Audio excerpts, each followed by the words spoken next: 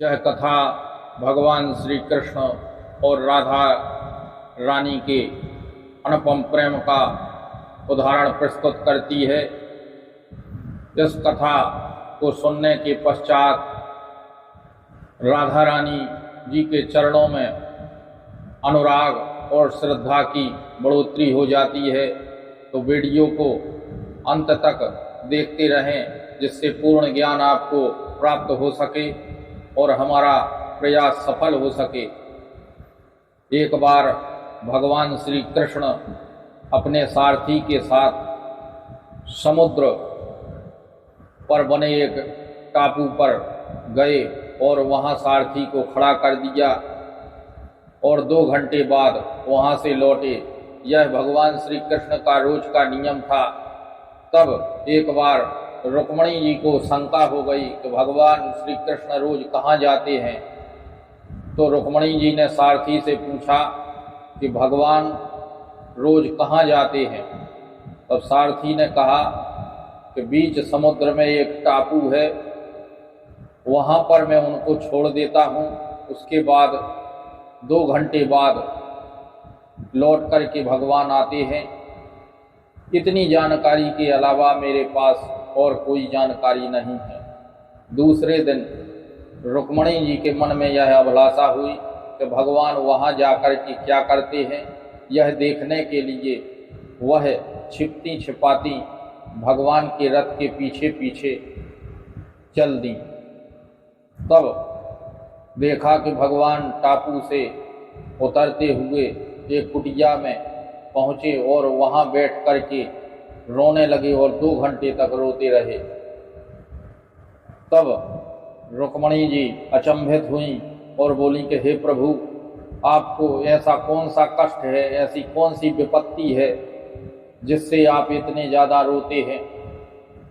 तब उन्होंने कहा कि हे देवी, मुझे राधा जी की याद इस समय आती है और मैं उनकी याद में 2 घंटे तक यहीं बैठ कर के रोज रोता हूँ, जिससे मेरे मन को शांति मिलती है।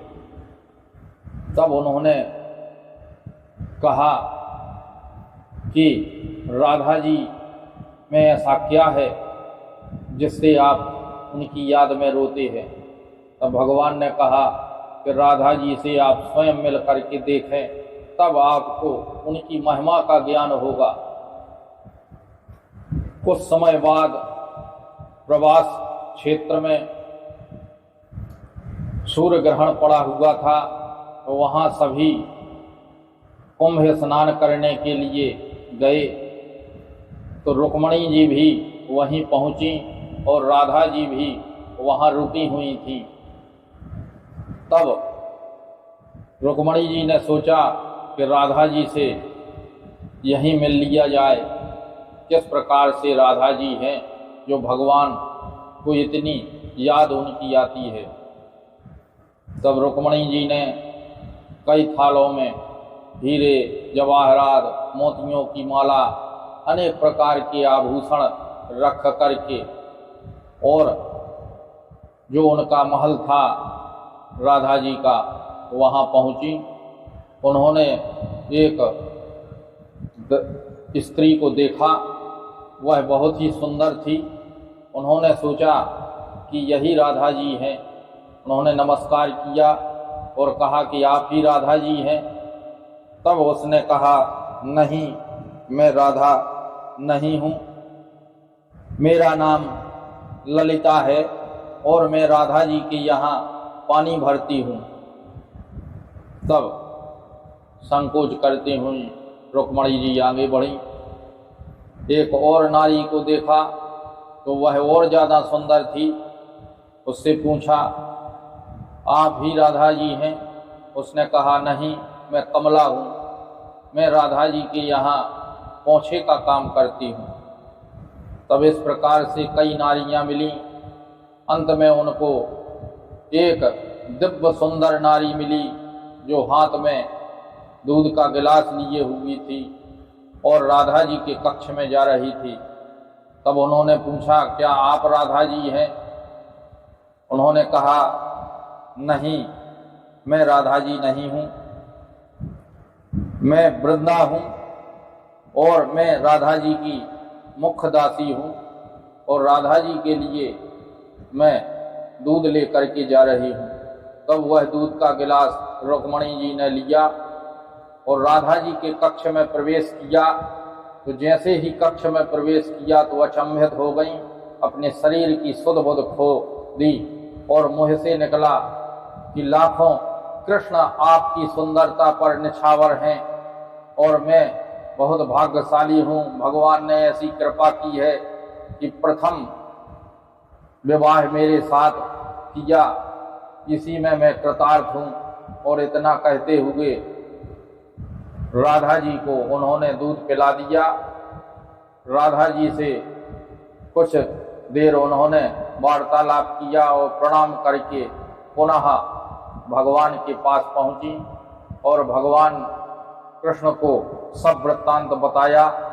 इस प्रकार से मैं उनके दर्शन कर चुकी हूँ, उनसे मिली हूँ। घटना को बताते बताते रुक्मणी जी की नज़र भगवान के पैरों पर पड़ी। तब भगवान के पैर जले हुए देखे तो एकदम से आंसू गिरने लगे और बोली कि हे प्रभु, आप तो कभी पलंग से नीचे नहीं उतरते हैं, फिर आपके पैर कैसे जल गए। तब कृष्ण जी ने कहा कि देवी, आपने राधा जी को जो दूध पिलाया था वह गर्म था और राधा जी के हृदय में मेरे चरण सदैव विद्यमान रहते हैं, इसलिए जैसे ही उन्होंने दूध पिया तो मेरे पैर जल गए। इतने बात तो सुनते ही और रुक्मणी जी भयंकर वेग के साथ रोने लगी और कहा कि प्रभु, आप धन्य हैं, राधा जी धन्य हैं, आपकी कृपा, राधा जी की कृपा धन्य है और मैं आपकी और राधा जी की महिमा को नहीं समझ पा सकती हूँ। आप दोनों धन्य हैं। राधा जी स्वयं परमेश्वरी जगत की दिव्य शक्ति हैं, आपकी सहचरी हैं। मैं आपकी लीला को नहीं समझ पाई हूँ, मुझे क्षमा करना। राधा राधा जपत ही सब बाधा कट जात, कोट जन्म की आपदा श्री राधा नाम से जात।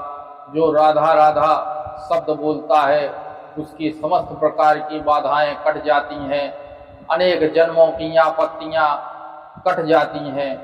तो राधा जी के चरणों में अनुराग बनाते हुए और कमेंट में राधे राधे लिखना ना भूलें।